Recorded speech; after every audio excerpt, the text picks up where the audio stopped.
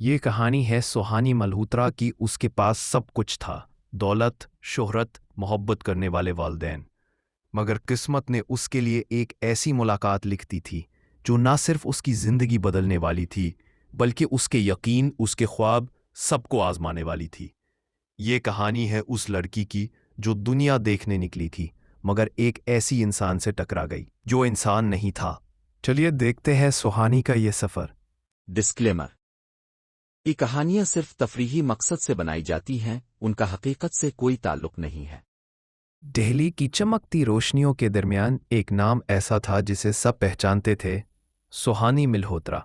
शहर के मशहूर बिजनेसमैन राजीव मल्होत्रा की इकलौती बेटी, जिसके लिए दुनिया की हर खुशी जैसे उसके कदमों में बिछाई गई थी। सुहानी खूबसूरती की एक जिंदा मिसाल थी। उसकी आंखें हल्के भूरे रंग की थीं, जिनमें रोशनी पड़ते ही ऐसा लगता जैसे शाम के सूरज की किरणें रक्स कर रही हों। उसके बाल लंबे, नर्म और रेशमी थे, जो चलते हुए हवा के साथ लहराते थे। उसकी मुस्कुराहट बस वही तो थी जो हर दिल को बेख्तियार मुस्कुराने पर मजबूर कर देती। उसका अंदाज जदीद मगर निराला, और उसकी पसंद जिंदगी को खूबसूरत अंदाज में जीना। सुहानी को सफ़र का जुनून था। उसने दुनिया देखने का ख्वाब अपने दिल में बरसों से संभाल रखा था। अपनी पढ़ाई मुकम्मल करने के बाद आखिरकार वो अपने ख्वाबों के सफ़र पर निकल पड़ी, एक वर्ल्ड टूर पर। मगर उसे क्या खबर थी कि जब वो लौटेगी तो उसकी दुनिया बदलने वाली है।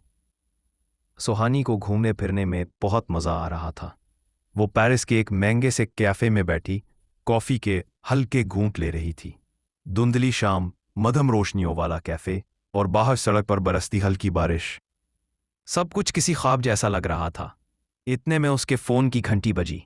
स्क्रीन पर पापा कॉलिंग लिखा था। सुहानी के लबों पर एक मुस्कुराहट आ गई। उसने फौरन फ़ोन उठाया। हेलो पापा, उसने खुश लहजे में कहा। दूसरी तरफ से राजीव मल्होत्रा की नर्म आवाज़ आई। बेटा, तुम घर वापस कब आ रही हो? सुहानी ने हंसते हुए जवाब दिया, पापा, बस कल या परसों तक आ जाऊंगी। पेरिस की रातें इतनी हसीन हैं कि दिल ही नहीं चाहता वापस आने को। पापा की आवाज़ में एक खुशी झलक रही थी, मगर साथ ही एक हल्की संजीदगी भी। ये तो बहुत अच्छी बात है बेटा, लेकिन आने से पहले तुम्हें मेरा एक काम करना होगा। सुहानी ने फौरन पूछा। जी पापा, बोलिए, क्या काम है? राजीव मल्होत्रा ने थोड़ा ठहरकर कहा, मैंने तुम्हारे लिए एक लड़का पसंद किया है। वो भी इस वक्त पेरिस में है, और आज रात तुम्हें उससे मिलने जाना होगा। सुहानी के चेहरे की मुस्कुराहट जैसे एक लम्हे को थम गई। दिल में कई सवाल जाग उठे। कौन है वो, और ये सब इतनी जल्दी क्यों? सुहानी कुछ लम्हों के लिए खामोश हो गई। उसकी आंखों में उलझन साफ झलक रही थी। फिर आहिस्ता से बोली, पापा, इतनी जल्दी? ये सब कुछ? मैं अभी इसके लिए तैयार नहीं हूं। राजीव मल्होत्रा ने नरमी से कहा, बेटा, मुझे पता है, मगर तुम खुद सोचो। तुम्हें अपनी पढ़ाई मुकम्मल किए हुए काफी वक्त हो गया है। तुम पिछले कई महीनों से दुनिया घूम रही हो, और बिजनेस में तुम्हारी कोई दिलचस्पी नहीं। तो मेरे ख्याल में अब वक्त आ गया है कि तुम एक अच्छा सा लड़का देखकर अपनी नई जिंदगी शुरू करो। फिर वो बोले, हमने आज तक तुम्हारी हर ख्वाहिश पूरी की है बेटा, अब तुम्हारी बारी है। सुहानी ने एक गहरी सांस ली, जैसे दिल के अंदर कई बातें दब गई हों। आहिस्ता से बोली, ठीक है पापा, लेकिन मैं उस लड़के को पहचानूंगी कैसे? राजीव मल्होत्रा के लबों पर हल्की सी मुस्कुराहट आ गई। मैंने उसे तुम्हारी सारी तफसीलात बता दी हैं। वो शाम को तुम्हारे होटल आएगा, तुम्हें पिक करने। बस तुम तैयार रहना बेटा। फोन बंद होते ही सुहानी चंद लम्हों तक यूं ही खामोश बैठी रही। बाहर पेरिस की रोशनियों में चमकता शहर उसके अंदर के तूफान को छुपा नहीं पा रहा था।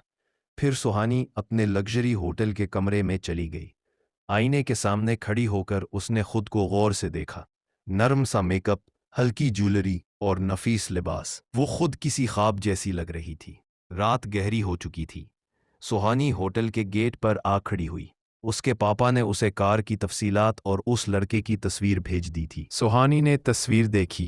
कुछ ही देर बाद एक चमकती हुई काले रंग की कार होटल के गेट पर आकर रुकी। ड्राइवर बाहर निकला और मुअद्दब लहजे में बोला, आइए मैम, मैं आपको लेने आया हूं। सुहानी खामोशी से कार में बैठ गई। पेरिस की रोशन सड़कें, हवा में महक, और दिल में हल्की सी बेचैनी, सब कुछ जैसे किसी फिल्म का मंजर लग रहा था। कुछ देर बाद कार एक मशहूर और शानदार होटल के रेस्टोरेंट के सामने जा रुकी।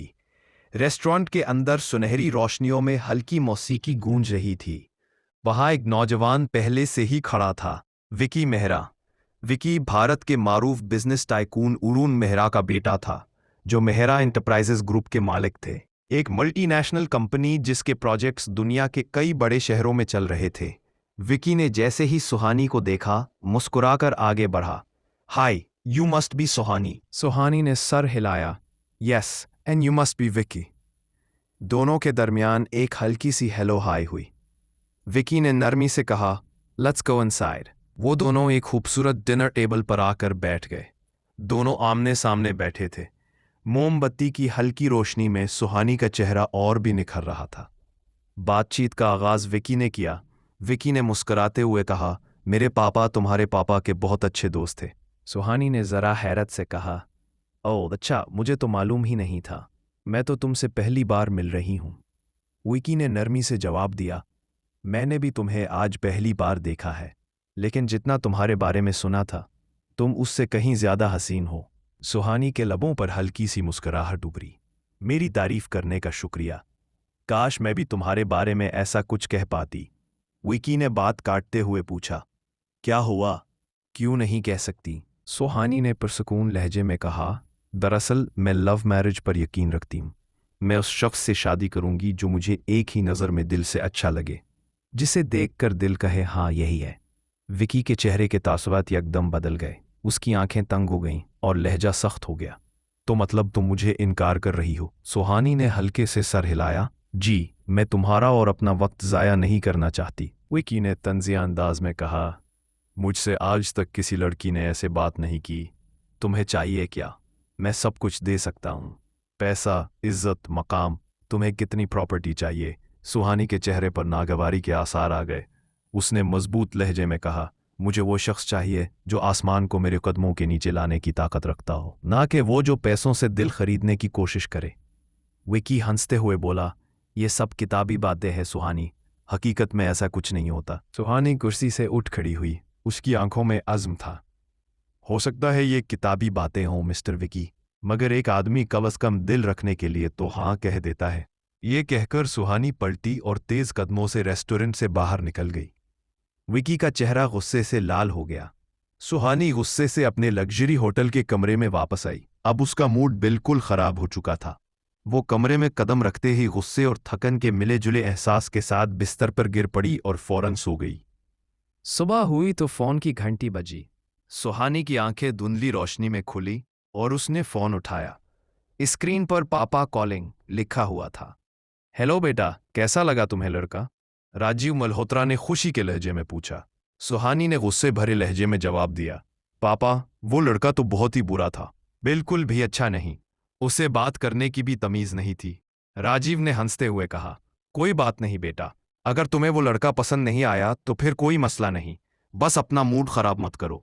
याद रखो, हमने कभी भी तुम्हारी मर्जी के बगैर कोई फैसला नहीं किया। फिर उन्होंने बात बदलते हुए पूछा, बेटा तुम कल घर आ जाओगी ना? सुहानी ने नरमी से जवाब दिया, जी पापा, कल घर आ जाऊंगी, बस आज कुछ सामान पैक करने लगी हूं। सुहानी ने फोन बंद किया और एक लंबी सांस ली, जैसे दिल का बोझ हल्का हो गया हो।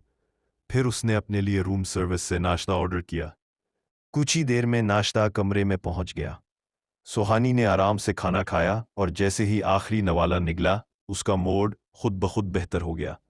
उसने अपना फोन निकाला और अपनी फ्लाइट के टिकट चेक किए। टिकट पर लिखा था, इवनिंग फ्लाइट 7 PM। शाम के वक्त वो एयरपोर्ट पहुंच गई। फ्लाइट आ चुकी थी और उसने एतमाद के साथ जहाज के अंदर कदम रखा।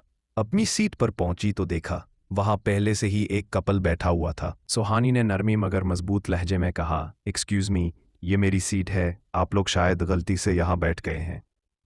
वहां बैठे लड़के ने चौंक कर कहा, नहीं, यह हमारी सीट है। सुहानी ने कहा, अपनी टिकट दिखाइए। लड़का हंसा और बोला, क्या तुम कोई एयर होस्टेस हो कि मैं तुम्हें अपनी टिकट दिखाऊं? सुहानी ने गुस्से से कहा, लगता है तुम्हें बताना पड़ेगा कि मैं कौन हूं। इतने में एयर होस्टेस वहां पहुंच गई और मुअद्दब लहजे में बोली, एवरीथिंग ओके मैम।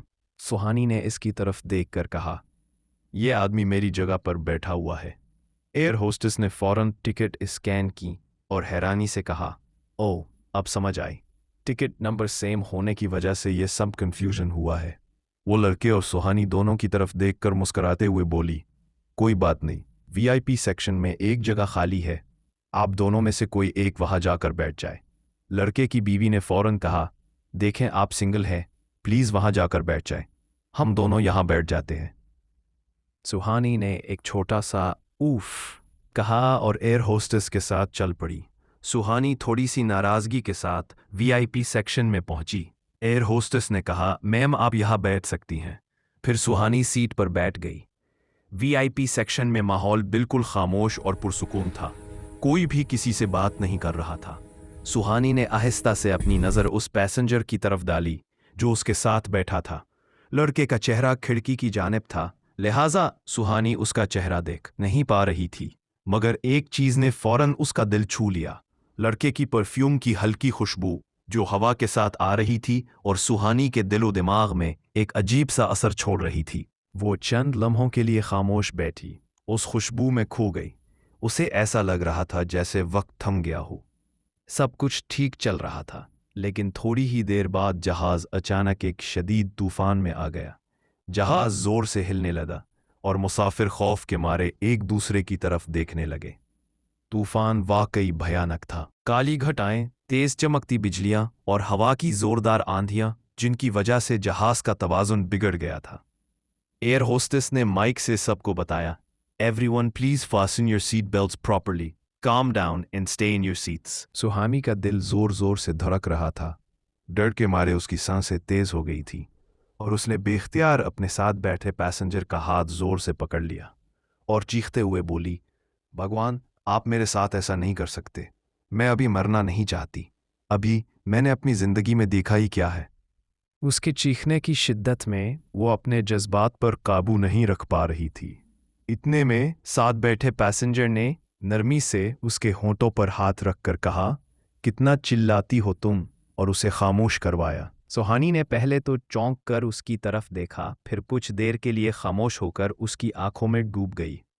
वो लड़का वाकई बहुत ही हैंडसम लग रहा था और उसकी आंखों में एक अलग सी चमक और कॉन्फिडेंस नजर आ रहा था, और इसका ब्लैक सूट उस पर बहुत जच रहा था। ये लड़का आर्यन संघानिया था। इसे देखते ही सुहानी के दिल में एक अजीब सी लहर उठी। उसे लगा जैसे वक्त थम गया हो।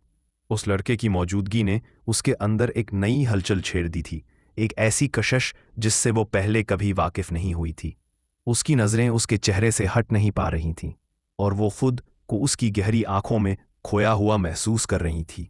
सुहानी दिल ही दिल में हैरान थी कि इतने खौफनाक लम्हों में भी वो लड़का किस तरह पुरसुकून और मजबूत लग रहा है। एक अजीब सा एहसास दिल में जाग उठा।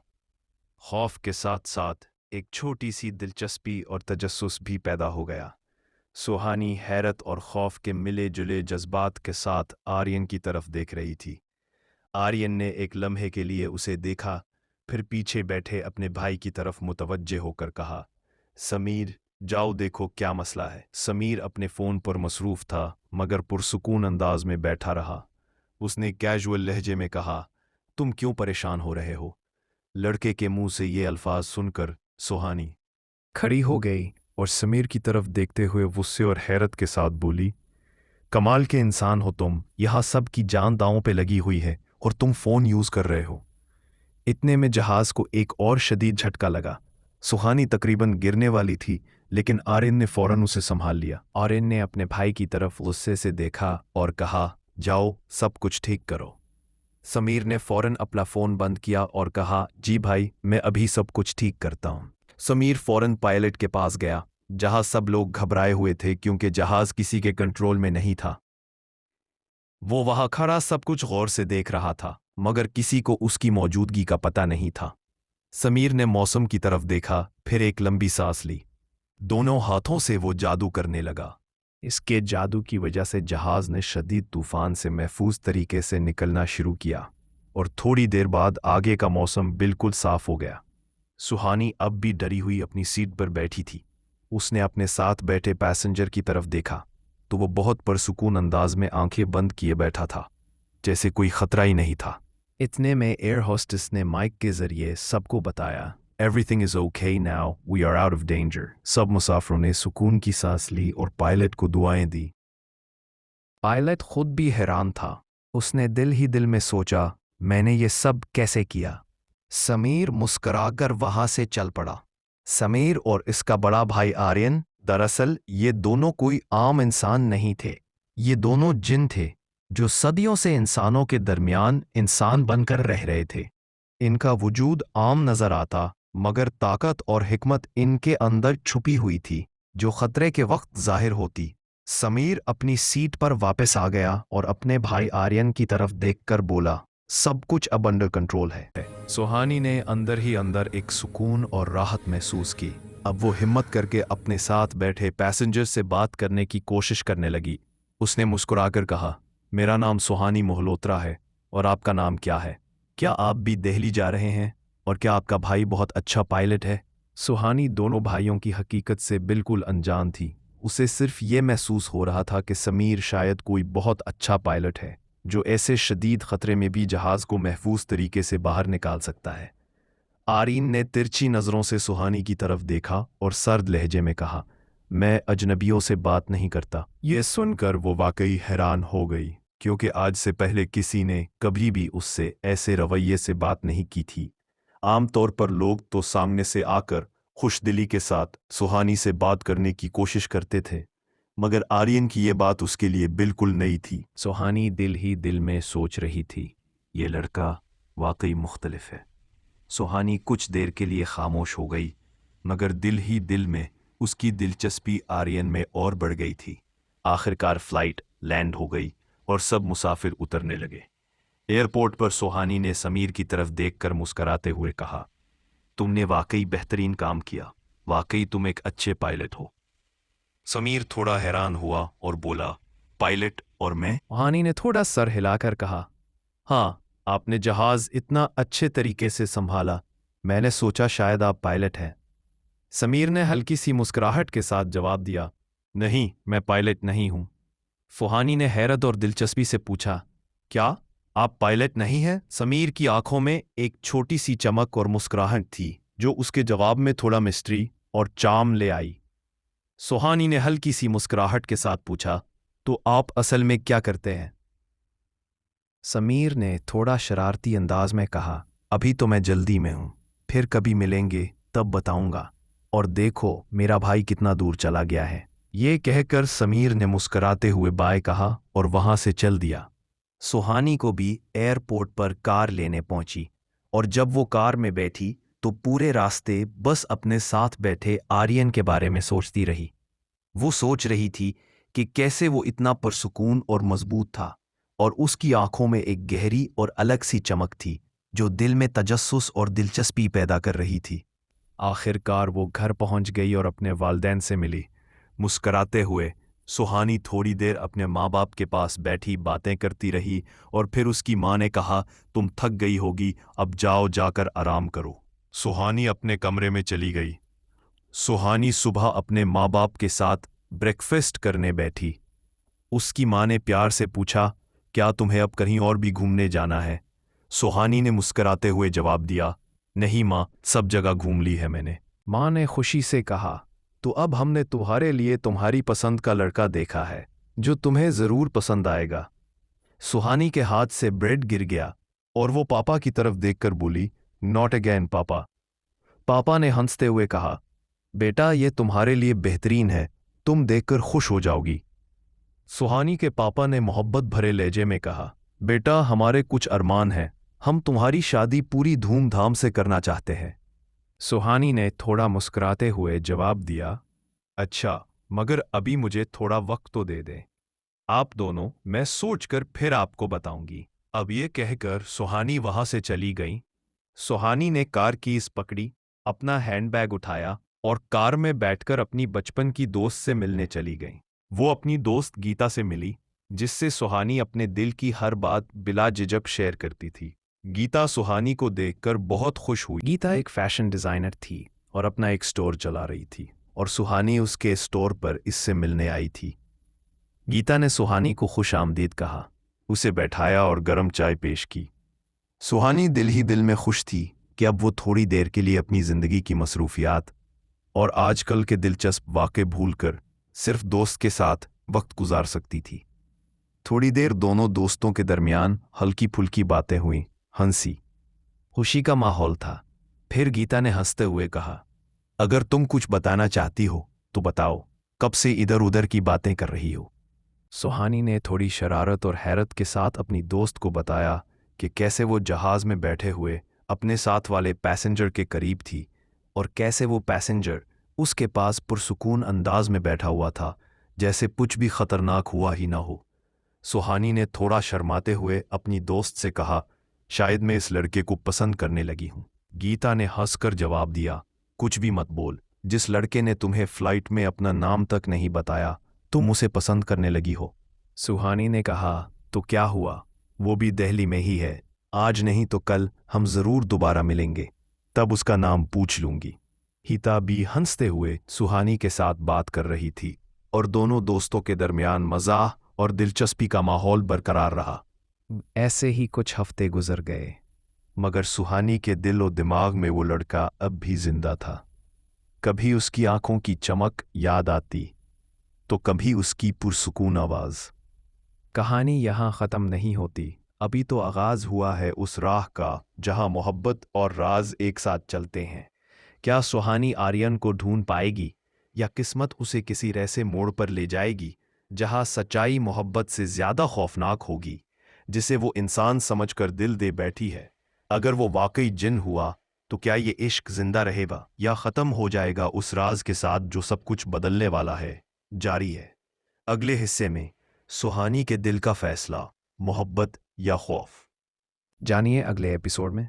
तब तक चैनल को लाइक, शेयर और कमेंट करना मत भूलिएगा और सब्सक्राइब करें ताकि अगले दिलचस्प एपिसोड की नोटिफिकेशन आप तक पहुंचे।